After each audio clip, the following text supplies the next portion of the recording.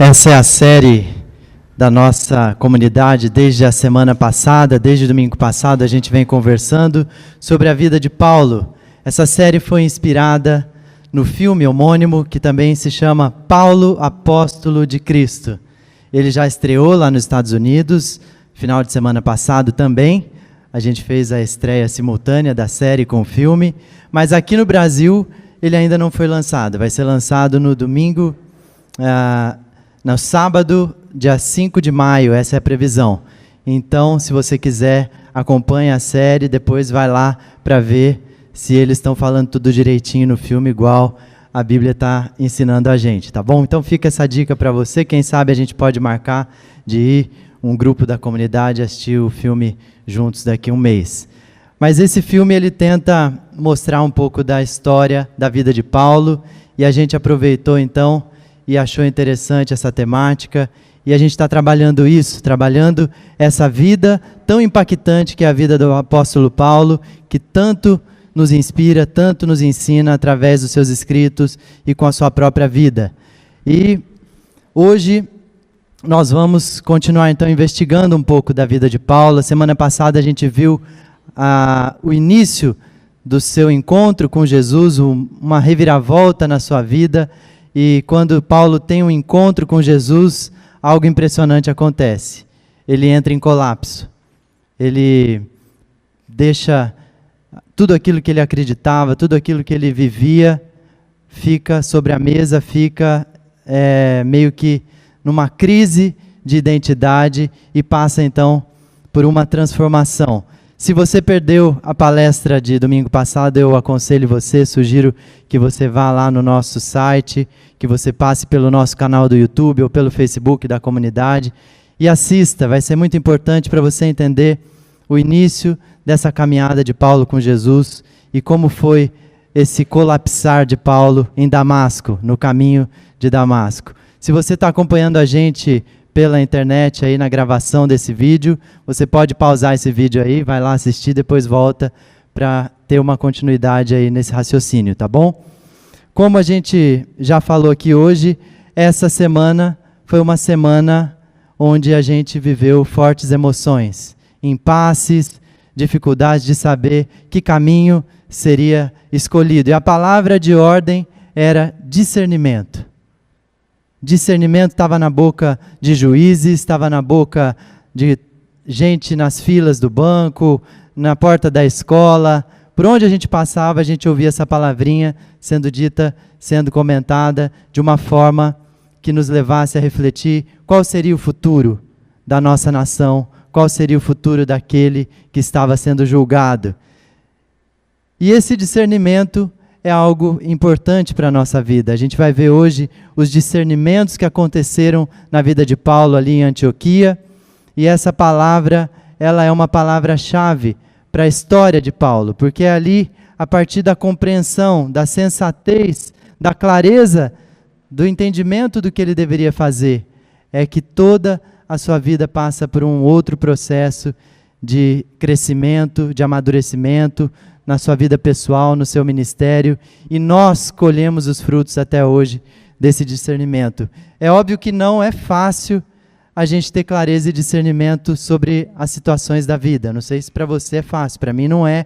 Muitas vezes a gente fica no impasse, não sabe que caminho seguir, que atitudes tomar, e hoje nós vamos então conversar um pouco sobre isso, como a gente pode distinguir uma situação e escolher um caminho que seja bom, que seja o caminho que nos leve ao crescimento, ao amadurecimento, a bons resultados dos nossos projetos, da nossa vida.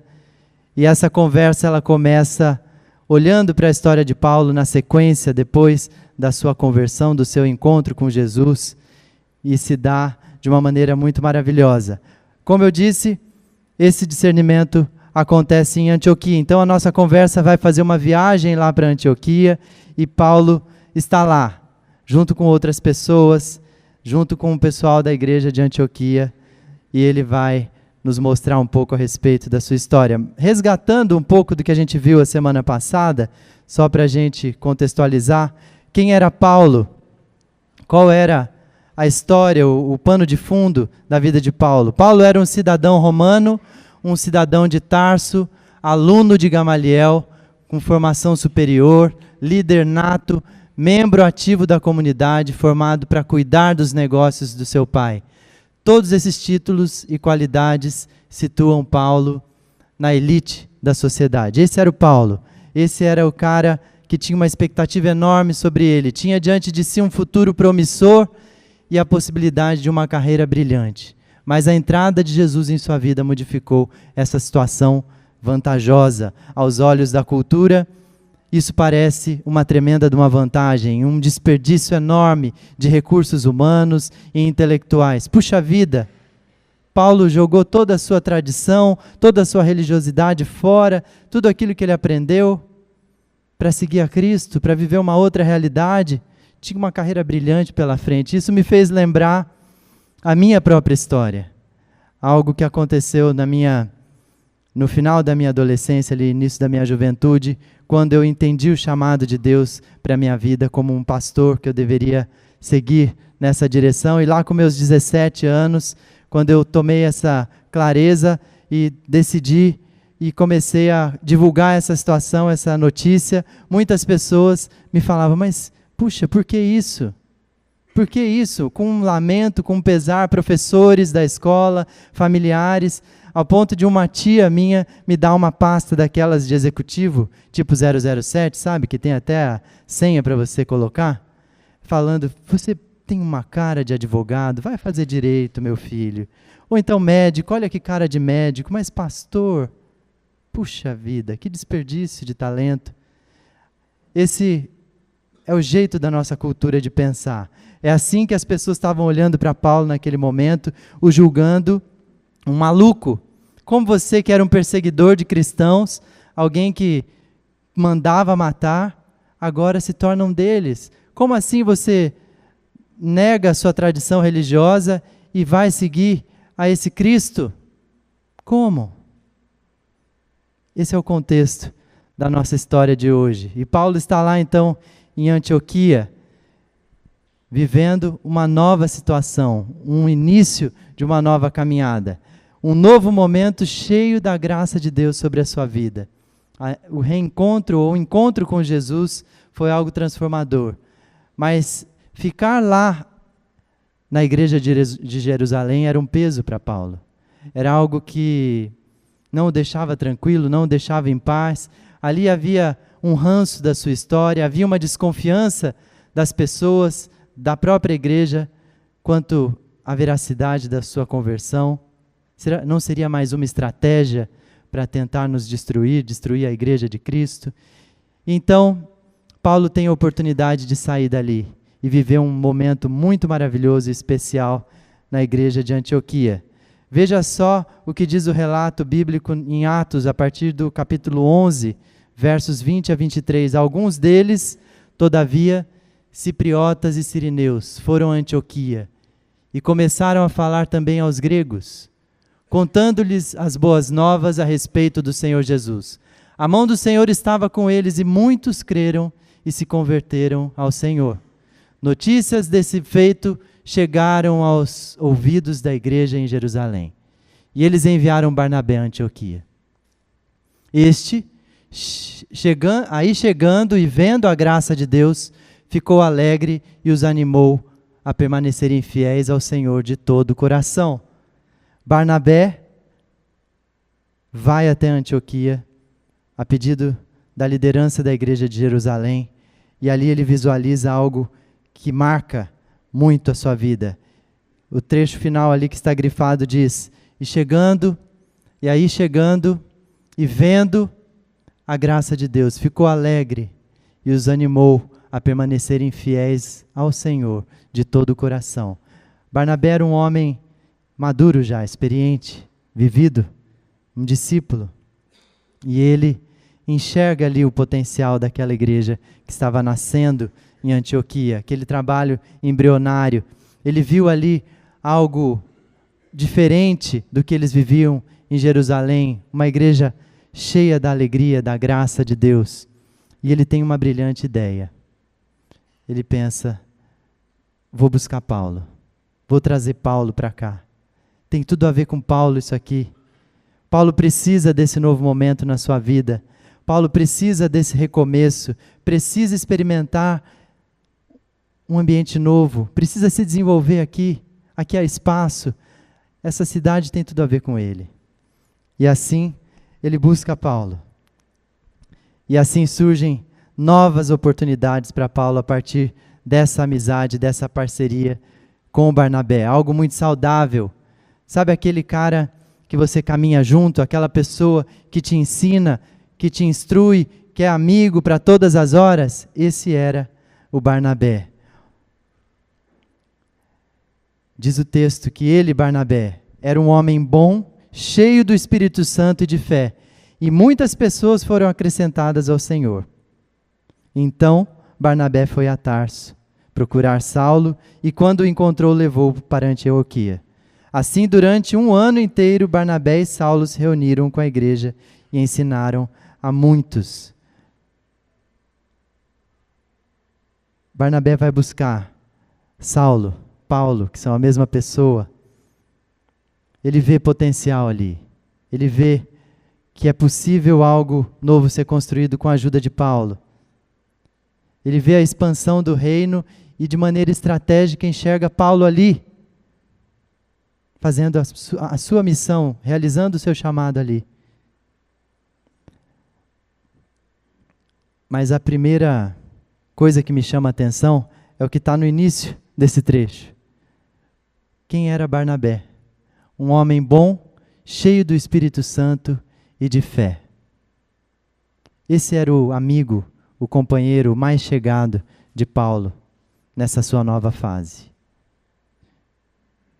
Nós precisamos de pessoas como Barnabé ao nosso lado. Você tem gente assim que caminha com você, que caminha do seu lado? De caráter, uma fé madura e sólida, temente a Deus. Se não tem, precisa ter. É importante a gente buscar pessoas que sejam nossos conselheiros, nossos mentores e que possam nos ajudar a crescer, a nos desenvolver na fé, nos desenvolver como seres humanos. E aqui, Paulo anda colado em Barnabé nesse início da sua jornada como discípulo, como missionário. Esse tipo de gente que faz a gente perceber as nossas fraquezas, nossos erros, que nos aponta, nos dá feedbacks e nos diz, olha, você pisou na bola aqui, você pisou na bola aí. E é esse tipo de gente que a gente tem que buscar e admirar. Dizem que a gente é a medida das 5 pessoas com quem a gente mais convive, que estão mais perto da gente. Quem são essas pessoas que estão perto de você? Tem Barnabés perto de você, caminhando ao seu lado? Porque isso vai fazer toda a diferença na sua caminhada, na sua jornada. Isso é definitivo, é decisivo para que as coisas aconteçam. Isso foi para Paulo e pode ser e deve ser para você também. Eu sei que você deve estar perguntando aí onde que fica ou onde ficava Antioquia. Eu não sei se você vai conseguir enxergar com esse mapa. Talvez você não consiga, o pessoal do fundo com certeza não vai conseguir. Se você tem uma visão míope como a minha, também não. Mas ali naquela seta maior está Antioquia, sul da atual Turquia. Um lugar perto do mar Mediterrâneo, uma cidade que foi fundada 300 anos antes de Cristo. E, olha só que interessante, a terceira mais importante do Império Romano. Isso é uma novidade, muitos de nós não sabíamos disso. Só perdendo para Roma e Alexandria. Um lugar estratégico para se plantar uma igreja. Um lugar estratégico para se conquistar o coração de gente influente. E é isso que está acontecendo ali. E Paulo está ali envolvido nisso, nesse projeto. Mas Antioquia não era só conhecida por sua parte boa, por sua parte estratégica, pela sua grandiosidade. Ela era também conhecida por sua depravação moral, os seus vícios, as dificuldades que haviam ali em Antioquia eram enormes nessa área. Corrupções, desvios morais, sexuais. Era o padrão. Era o que a cidade respirava na sua essência. Isso mostra claramente a carência de Deus, a carência de uma transformação para essa cidade. Nós acabamos de orar pedindo paz sobre a nossa cidade, sobre a nossa nação. E a promessa é de que quando a paz sobre a cidade, a paz vem e é derramada sobre nós também. E é isso então o objetivo daqueles que estavam ali plantando essa igreja. Às vezes eu sei que você ouve a gente falar aqui de conferência de plantação de igrejas, 10ª conferência. Faz 10 anos que eles estão fazendo conferência, para que tanta conferência de plantação de igreja? Por que, Renato, investir tanto tempo no CTPI? Por que plantar igrejas? A gente cantou agora há pouco, a igreja nasceu do coração de Deus, ela nasce no soprar do Espírito Santo, e ela vai se multiplicando dessa maneira. Novas igrejas vão surgindo para abençoar as cidades, para trazer paz às cidades, para trazer cura para a nação. E é isso que a gente tem no nosso coração como comunidade. Aqui na comunidade Campolim, a gente planta igrejas desde 2012, é isso? Desde 2012. Quando a gente encerrou o nosso período como um projeto de plantação, a gente passou a ser uma igreja plantadora de novas igrejas. A gente acredita nisso, é um conceito bíblico, está no coração de Deus, tem a ver com a missão que Deus nos designou. Não é só para Paulo, para Barnabé, para poucos, é para todos nós. E a gente vai caminhar um pouquinho mais nesse assunto daqui a pouco. Vamos ver o trecho de Atos capítulo 13, que vai nos mostrar a respeito do discernimento que Paulo teve ali em Antioquia. Na igreja de Antioquia havia profetas e mestres: Barnabé, Simeão, chamado Níger, Lúcio de Cirene, Manaém, que fora criado com Herodes o tetrarca, e Saulo, Paulo. Enquanto adoravam ao Senhor e jejuavam, disse o Espírito Santo: separem-me Barnabé e Saulo para a obra a que os tenho chamado. Assim, depois de jejuar e orar, impuseram-lhes as mãos e os enviaram. O discernimento é algo difícil da gente ter. A Bíblia fala que quando a gente busca, a gente encontra a vontade, o discernimento de Deus. Então ele é algo difícil, mas ele não é algo impossível. Basta que a gente busque, basta que a gente persiga. Como conseguir então o discernimento? É simples. Busque-o na fonte. Busque-o em Deus. Como conseguir o discernimento para as pequenas coisas do dia a dia?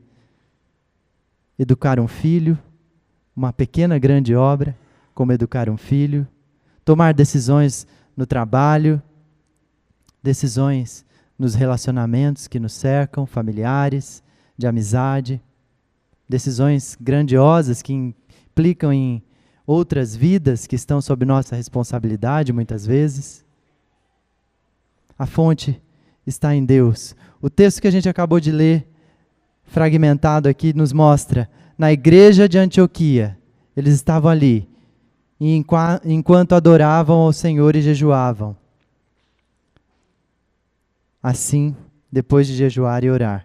Ou seja, eles estavam ali na igreja, como a gente está aqui agora, um tempo de busca, de adoração, e enquanto adoravam e jejuavam e oravam, algo aconteceu. O discernimento veio. O Espírito Santo falou. Conseguiu-se ouvir claramente a voz de Deus. Deus falou ao coração. Deus deu a direção. Deus deu o discernimento. Olha só. Existem algumas práticas que nos ajudam, então, a encontrar o discernimento, que nos levam ao discernimento, à vontade de Deus, à clareza e à certeza do que a gente deve fazer. Uma delas, e a primeira que aparece ali no texto, é a adoração. Em meio à nossa fé, que é muitas vezes um reflexo da nossa cultura, que é utilitarista, consumista. A gente vem muitas vezes à comunidade para consumir Deus, a gente quer as bênçãos de Deus, mas a gente não quer se relacionar com Deus.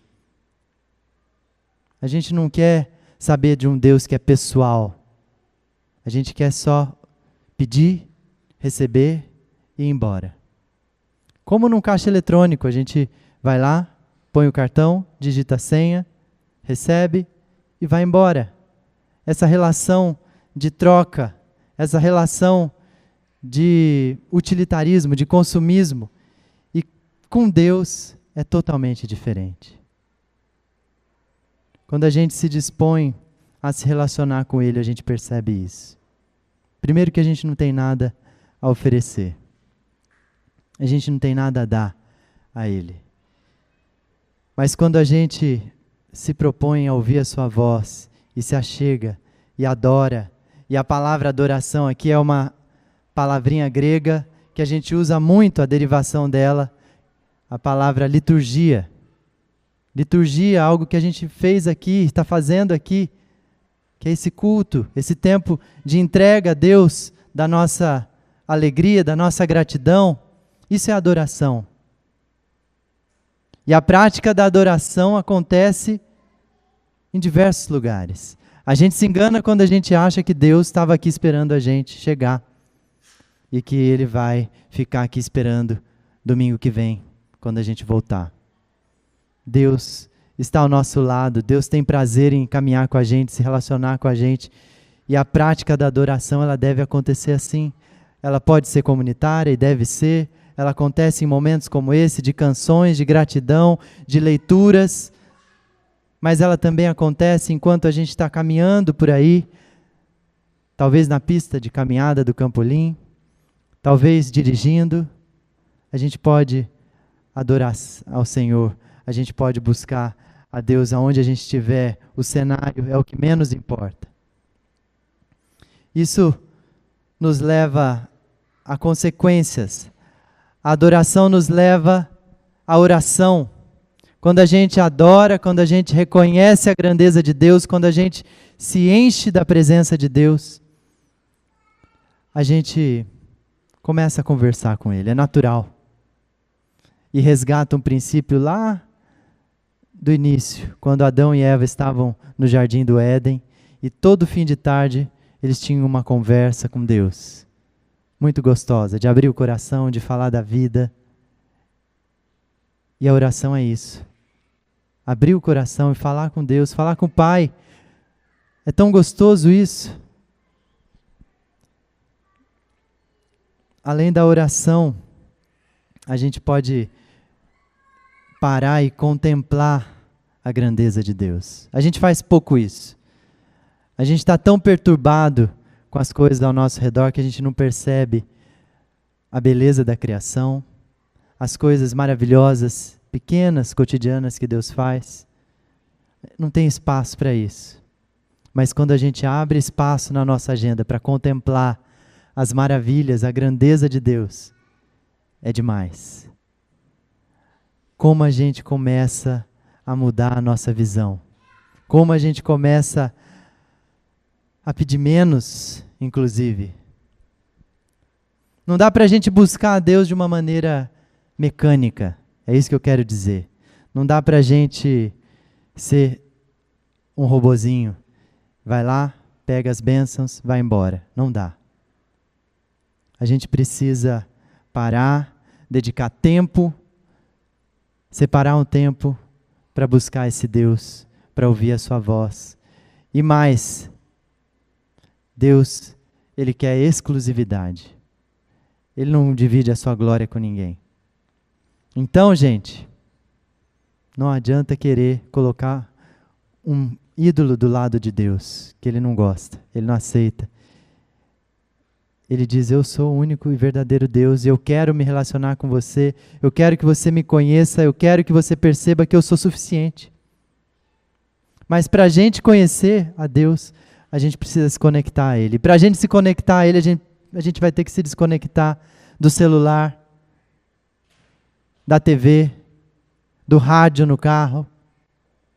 daqueles pensamentos que tentam consumir a nossa mente, das coisas que eu preciso fazer ao longo do dia, da semana. Para. Dedique um tempo exclusivo a Ele. Adore-o. Converse com Ele. Contemple a grandeza do Senhor. Isso vai fazer diferença. Era isso que estava acontecendo ali na igreja em Antioquia, no trecho que a gente acabou de ver.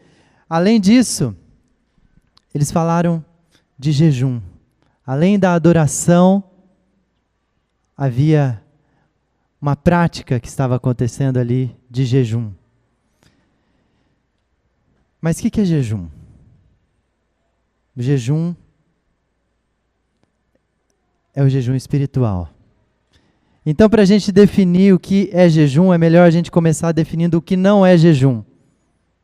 Jejum não é regime, não é dieta, não é o jejum intermitente de 12 horas que você faz para emagrecer rapidamente e secar. Não tem nada a ver com isso, esquece isso.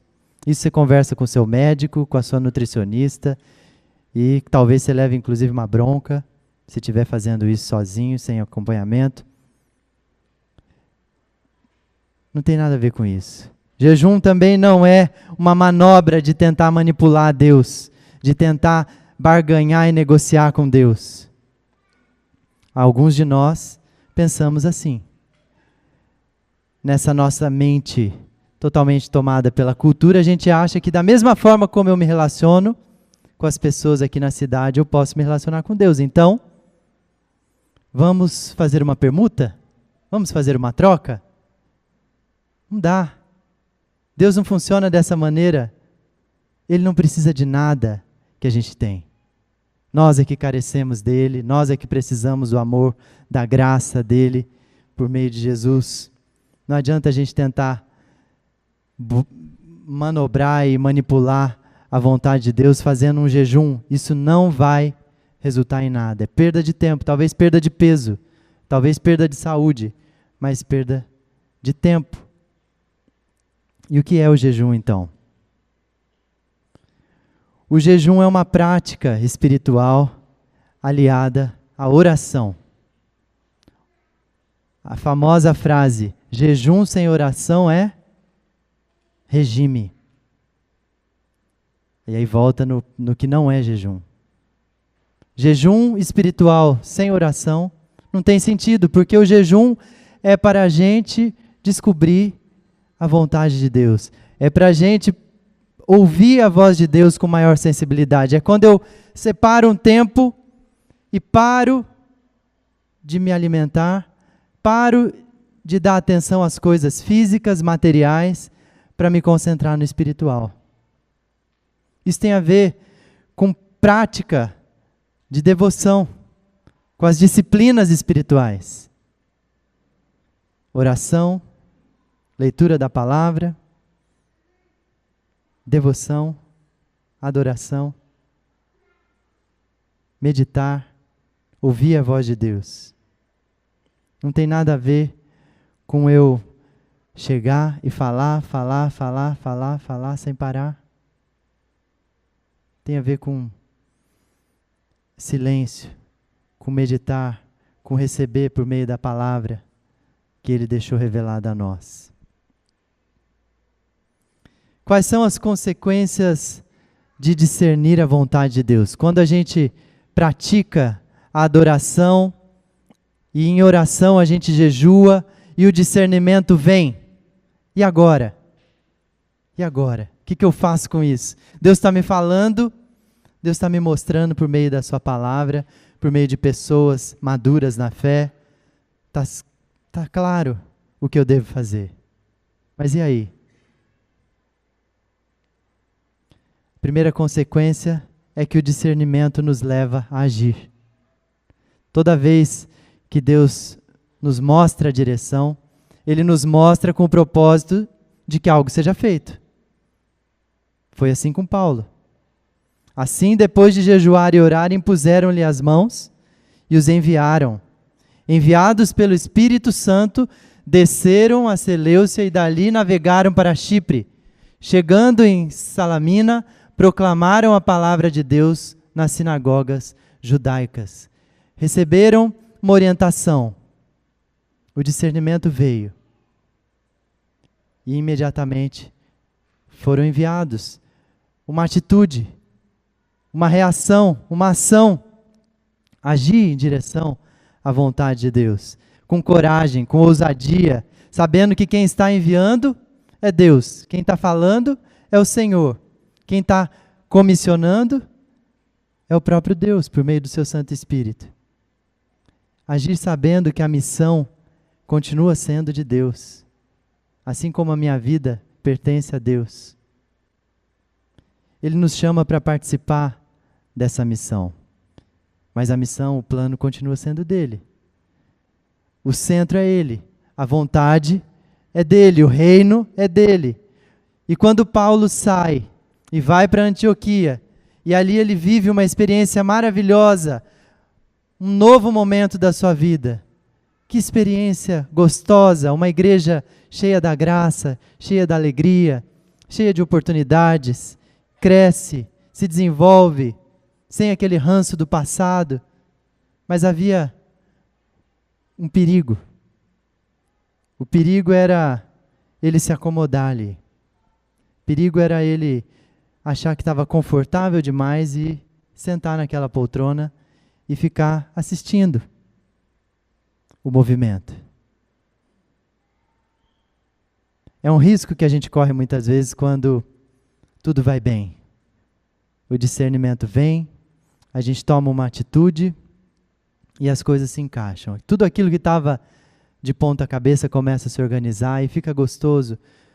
Talvez um novo momento na família, um novo momento no casamento, talvez um novo momento no trabalho, uma nova experiência no país, na cidade, fora do país.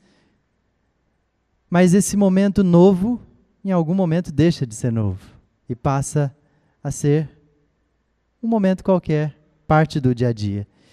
E a gente se adapta facilmente e a gente se acomoda e corre o risco de não sair mais do lugar. E a gente precisa estar atento ao que Deus está fazendo. Deus quer nos usar, continuar nos usando, assim como Ele fez com Paulo e mostrou para Paulo e Barnabé: eu os quero em outro lugar. Eu os quero cumprindo a missão que eu dei à igreja de ir de Jerusalém, Judeia, Samaria, até os confins da terra. E vocês vão ser parte dessa equipe que vai até os confins da terra. Vocês não vão ficar fixos aqui nesse lugar. O tempo de vocês aqui acabou. Tá gostoso, mas acabou. A gente tem, às vezes, algumas dificuldades em discernir. E a maior dificuldade está relacionada à insubmissão. Você já reparou nisso? Quando a gente recebe uma tarefa, quando a gente recebe uma missão, uma ordem, a primeira reação é resistir. A gente tem dificuldade de aceitar crítica, de se submeter a processos, de ouvir pessoas, de ouvir até a própria voz de Deus nos mandando: vai, está na hora de você sair. Fruto da nossa imaturidade na nossa relação com Deus e com as pessoas, daquela ideia utilitarista de consumir pessoas, de consumir Deus como se fosse uma coisa e não desfrutar da sua presença. Isso faz com que a gente se torne insubmisso muitas vezes e diga: não, isso eu não vou fazer, isso não é comigo. Não tem nada a ver comigo esse negócio de servir na igreja, servir na comunidade, não é para mim não.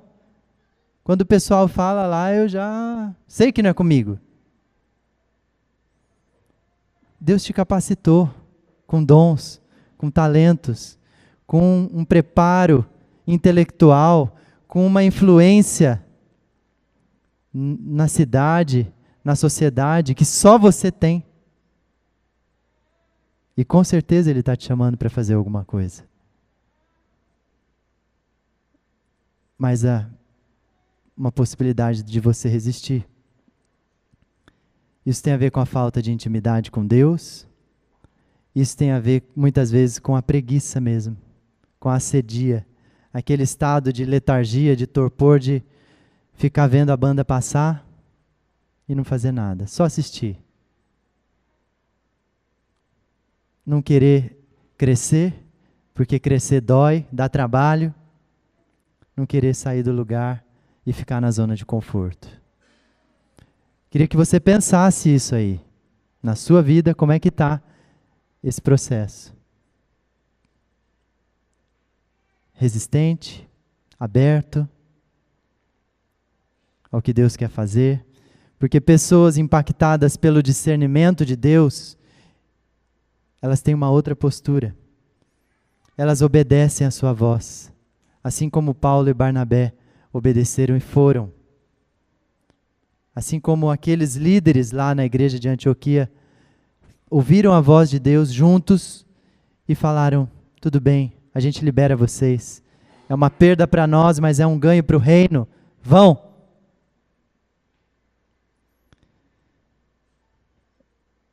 Pessoas impactadas pelo discernimento de Deus são íntimas do Pai. São pessoas que convivem diariamente, que têm praticado a adoração, a oração, o jejum, a leitura, a meditação da palavra, a contemplação. As práticas espirituais são parte da vida. Isso gera intimidade. E são pessoas corajosas. Agora você vai ter que definir se você está na categoria dos medrosos ou dos corajosos. Não sou eu que vou dizer isso, tá? Nem vou falar os corajosos para cá, os medrosos para cá, tá bom? Fica tranquilo. Mas vale uma autoanálise. Como é que eu estou lidando com o discernimento que Deus me dá, com as oportunidades que Ele me dá, que Ele coloca nas minhas mãos? Recursos, influência, conhecimento, numa cidade como a nossa, sedenta pela boa notícia da salvação em Jesus. Dá medo? Tá. Eu também tenho medo. Essa semana mesmo, conversando com um amigo meu, falando a respeito da vida, eu falei, tem dia que eu acho que eu não vou conseguir sair do lugar. Vou ficar paralisado, porque é muita responsabilidade. Ser pai de família, ser marido, sustentar uma casa, ser parte de uma equipe que pastoreia uma igreja, isso é responsabilidade grande, dá medo. Mas se der medo, meu amigo falou, vai com medo, mas vai mesmo assim. Deus te mandou ir, vai. Não fica resistindo, que vai ser pior. Você está adiando os planos, você está se consumindo. Não vale a pena. Quais são as consequências de discernir a vontade de Deus? Tem mais. Quando a gente ouve a voz de Deus e age em direção a ela, surgem novas oportunidades. Chegando em Salamina, proclamaram a palavra de Deus nas sinagogas judaicas. João estava com eles como auxiliar. Viajaram por toda a ilha de Chipre, até que chegaram a Pafos. Ali encontraram um judeu chamado Bar-Jesus, que praticava magia e era falso profeta. Ele era assessor do procônsul Sérgio Paulo. O procônsul, sendo homem culto, mandou chamar Barnabé e Saulo, porque queria ouvir a palavra de Deus. Olha que oportunidade ímpar. O governante local, a autoridade máxima, os chama para um bate-papo, para uma conversa. Quero ouvir o que vocês têm a dizer a respeito dessa notícia que vocês dizem proclamar da salvação em Jesus.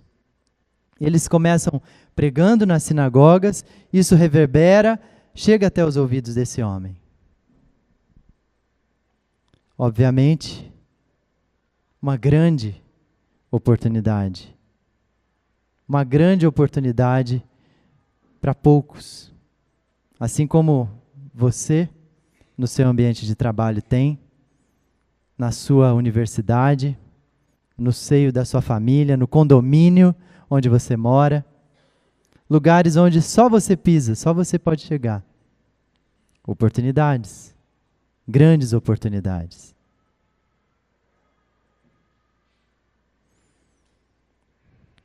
Mas a gente percebe pelo caminhar do texto aqui que Paulo, ele tinha um chamado que não era para os de dentro. Tanto que ele não fica pregando na sinagoga por muito tempo.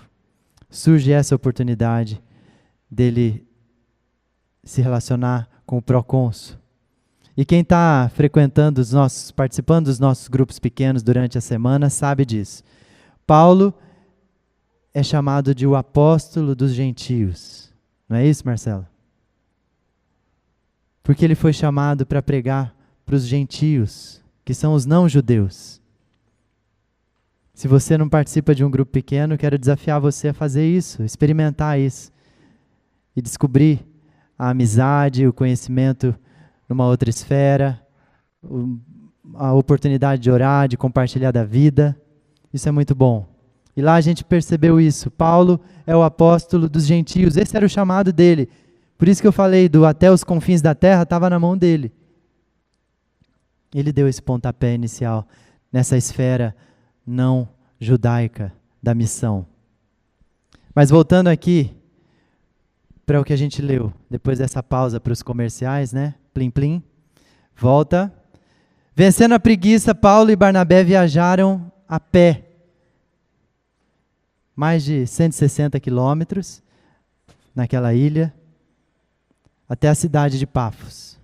Essa cidade era uma cidade famosa por ser cheia de lindas edificações, e tem ali também o templo dedicado a deusa Afrodite. Uma cidade também religiosa, um centro administrativo importante e religioso, com o procônsul morando ali. Muito importante. E esse Sérgio Paulo, o texto diz que era um homem inteligente, um homem culto, interessado em ouvir a palavra de Deus. Tanto é que ele contrata um homem chamado Bar-Jesus, que era um falso profeta, que era um mercador da fé. Mas de tão interessado que ele era, e sem ter outra pessoa que pudesse o auxiliar, era esse que o auxiliava. E na sua falta de conhecimento, era ele que trazia o conhecimento. Acontece que Paulo e Barnabé chegam ali. Esse homem não tinha um relacionamento com Deus, mas ele desejava ouvir a palavra de Deus e se familiarizar. E com isso, a gente vê uma terceira consequência de discernir a vontade de Deus. Olha só. Surgem opositores no meio do caminho. O texto diz: mas Elimas, o mágico, esse é o significado do seu nome, opôs-se a eles e tentava desviar da fé ao procônsul. O procônsul tinha o contratado, e eu sei que você está perguntando aí, mas Elimas, não era Bar-Jesus o nome do cara? O nome grego dele é Elimas. O nome árabe, Bar-Jesus, que significa filho de Jesus. Olha só, que heresia. E Lucas está falando aqui, nesse relato em Atos, que o Elimas, o Bar-Jesus, ele vai tentar se colocar no meio, tentando impedir que o Sérgio Paulo, procônsul, se aproxime da verdade. É lógico, porque se ele se aproximar da verdade, ele perde o emprego, ele perde a boquinha, ele perde o seu ganha-pão. E ele sabe da verdade, e ele sabe da mentira que ele está contando o tempo todo. Então ele tenta iludir, ele tenta se opor, e a situação chega num ponto tão crítico que a veracidade do evangelho está em jogo, ou seja, ou Elimas era um impostor, ou Paulo e Barnabé são impostores. E existem duas possibilidades diante da oposição: a gente se acovardar e não sair do lugar, E Paulo poderia ter feito isso? E existe a opção da gente abraçar as oportunidades de avançar. Eu vou encarar isso. Deixa comigo, tá para mim. E foi isso que eles fizeram. Olha o que Paulo diz. Então Saulo, também chamado Paulo, cheio do Espírito Santo, olhou firmemente para Elimas e disse: Filho do diabo, inimigo de tudo que é justo, você está cheio de toda espécie de engano e maldade. Quando é que você vai parar de perverter os retos caminhos do Senhor? Saiba agora que a mão do Senhor está contra você, e você ficará cego e incapaz de ver a luz do sol durante algum tempo. Imediatamente vieram sobre ele névoa e escuridão, e ele, tateando, procurava quem o guiasse pela mão. Paulo, capacitado pelo Espírito Santo, faz algo corajoso. Ele responde com a força do Espírito Santo. Você está obedecendo a forças malignas. Você está sob influências malignas, Elimas. Pare com isso. Ele o repreende na frente do procônsul. Qual seria a consequência? Não sei. Paulo é ousado, ele chama Elimas de filho do diabo, ao invés de filho de Jesus. Cheio do Espírito Santo, ao contrário de Elimas, que estava cheio do engano e de maldade. Paulo representa Jesus ali. Ele traz luz à escuridão. E nesse combate espiritual, nessa batalha, nessa guerra, ele enfrenta e ele esclarece a situação. Não só esclarece, como traz a sentença. Você, Elimas, saiba agora que a mão do Senhor está contra você. E é a mão do Senhor, não é a mão de Paulo. O próprio Deus faz com que ele fique cego e incapaz de ver a luz do sol durante algum tempo. E é durante algum tempo. Deus é tão gracioso que ele corrige, mas ele faz isso de uma maneira provisória, temporária. Paulo sabia o que era ficar na escuridão, não enxergar. Lembram-se? Domingo passado a gente viu que no encontro, no caminho de Damasco, Paulo também ficou cego. E por vários dias ele ficou lá, cego, deprimido, sem saber o que ia ser da vida dele. Mas aquela cegueira física o levou a enxergar o que ele não enxergava. De perseguidor de cristãos, ele passa a um seguidor de Cristo. De acusador, ele passa a defensor da fé. Ele sabe que o tratamento de Deus não é cruel, mas necessário. E assim Deus faz.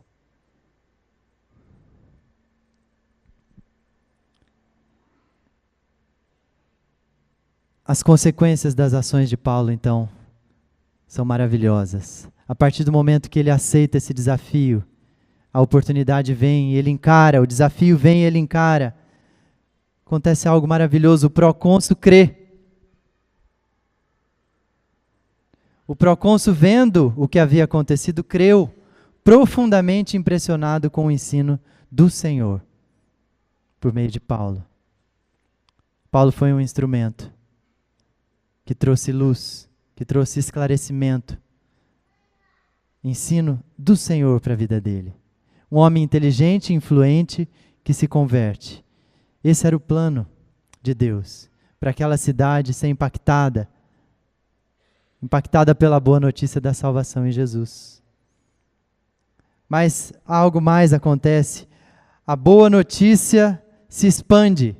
A gente vê ao longo do texto, e ele é longo, a gente não vai ler aqui, mas a gente vê um trecho, quando Paulo e Barnabé estavam saindo da sinagoga, o povo os convidou a falar mais a respeito dessas coisas no sábado seguinte. Paulo e Barnabé estão passando de cidade em cidade. Lembra daquele mapa? Olha onde eles já estão agora. Olha a volta que eles já deram. Estão lá na outra Antioquia. Tem a Antioquia da Síria e tem a Antioquia da Psídia, que é onde eles estão agora. E ali, numa sinagoga, pregando, há um impacto. E as pessoas pedem, voltem, voltem, a gente quer ouvir mais. Está fazendo sentido para a gente? No sábado seguinte, quase toda a cidade se reuniu para ouvir a palavra do Senhor. Olha que coisa maravilhosa. Imagina aquela multidão que ontem estava em frente ao Sindicato dos Trabalhadores do ABC. Uma multidão sedenta por ouvir a respeito da palavra da vontade de Deus. E Paulo, porque ouviu a voz de Deus, porque estava atento em oração, chegou ali para realizar a missão. E uma centena, milhares talvez de pessoas ali ouvindo da palavra do Senhor. Eu sei que isso parece um pouco congresso de pastores, né? Então você está falando aqui que agora todo mundo tem que virar pregador, que nem Paulo, missionário. Não. E sim. Não, você não precisa deixar o seu trabalho. Você não precisa ir para o seminário. Você pode sim se aprimorar no conhecimento da Bíblia. Alguns aqui têm feito isso com cursos que a gente oferece, treinamentos. Mas o que Deus está falando para a gente é, vocês, comunidade Campolim, vocês têm um chamado para a cidade de Sorocaba e adjacências. Vocês estão sendo enviados para realizar a minha missão aí onde vocês estão. Estejam atentos, Deus já está falando com você desde a hora que você chegou aqui. Eu tenho certeza disso, assim como Ele falou ao meu coração por meio dessa palavra. E desde que eu cheguei aqui, a confirmação do que Ele queria falar. Nós temos uma missão como igreja, como corpo de Cristo, nesta cidade, de impactar essa cidade. Nós temos uma missão como plantadora de novas igrejas pelo Brasil, pelo mundo. É nossa responsabilidade. É nossa missão. Foi delegada a nós. Você quer saber mais sobre isso? Mais sobre esse discernimento? Busque. Busque a Deus. Busque a clareza. Meu desafio para você e para mim nessa semana é que a gente busque o discernimento de Deus, que a gente o adore, seja aqui na comunidade, seja no carro, por onde a gente estiver ao longo da semana, que a gente ore, que a gente jejue sim, que a gente abuse das disciplinas espirituais, que a gente contemple, medite na palavra, ouça a voz do Espírito. E o que Deus quer fazer em nós? Mas não só em nós, mas através de nós, nessa cidade, porque Ele quer fazer. Isso não é uma responsabilidade só minha, do Renato, do conselho da igreja e de uns outros líderes quaisquer aqui. Meia dúzia? 12? 20 pessoas? Não. Olha ao seu redor. Essa é a comunidade de discípulos e discípulas de Jesus. Somos nós. Seja corajoso, corajosa ao longo da semana e haja a partir do discernimento de Deus. Aproveite as oportunidades para você, para a sua vida pessoal e para o corpo de Cristo, para a comunidade, para a sociedade. O que Deus quer fazer, Deus te colocou ali, não é à toa. Pense nisso. Lute contra o comodismo, contra a preguiça e encare. Vai ser difícil, vão ter opositores, sim, porque quando você fala, não, essa nota aí eu não vou emitir, não. Porque é fria. Literalmente, é fria. Isso eu não faço. Vai ter um prejuízo financeiro? Talvez vá. Talvez você vá perder o cliente? Talvez vá. Vai ser ridicularizado? Talvez vá, muito provavelmente. Mas aceite o desafio e enfrente as oposições e diga, eu vou honrar o meu Deus e viver como Barnabé, como Paulo, com princípios, com valores firmados na palavra de Deus, encarando a missão, o chamado que Ele me deu. Busque ajuda. Está difícil caminhar sozinho, trilhar esse caminho? Busque ajuda em pessoas mais maduras na fé. Pode ser um líder de grupo pequeno, pode ser um dos nossos pastores aqui da comunidade, um dos presbíteros. Alguém que já há muitos anos caminha com Jesus, uma mulher sábia.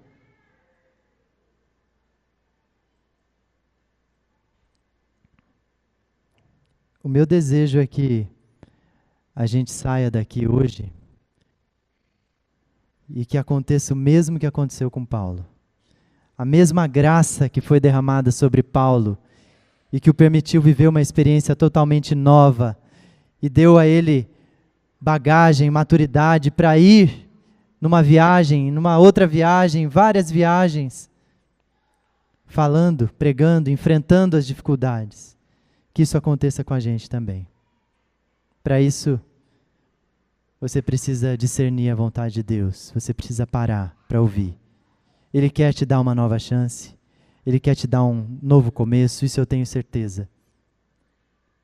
Ele está dizendo, filha, filho, eu quero me relacionar com você.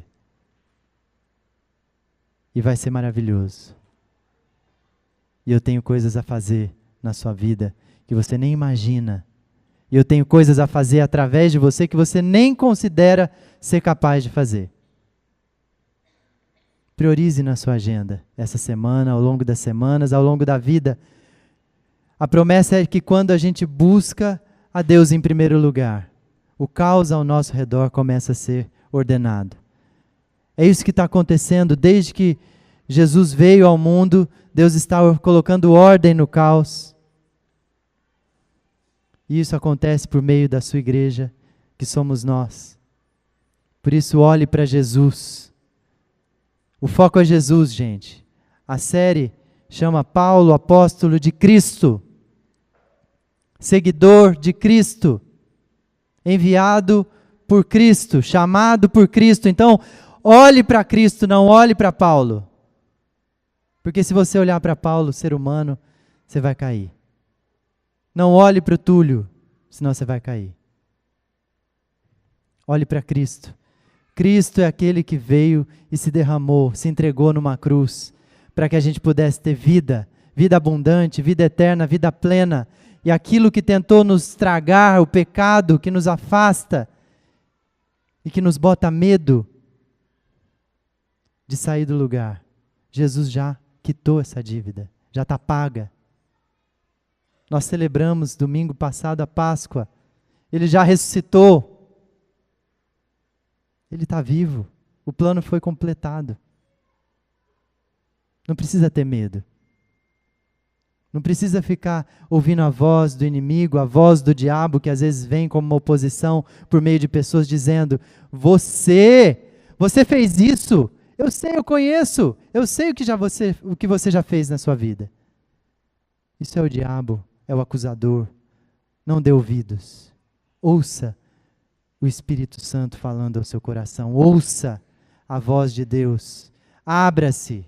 Abra espaço na sua agenda, na agenda da sua família.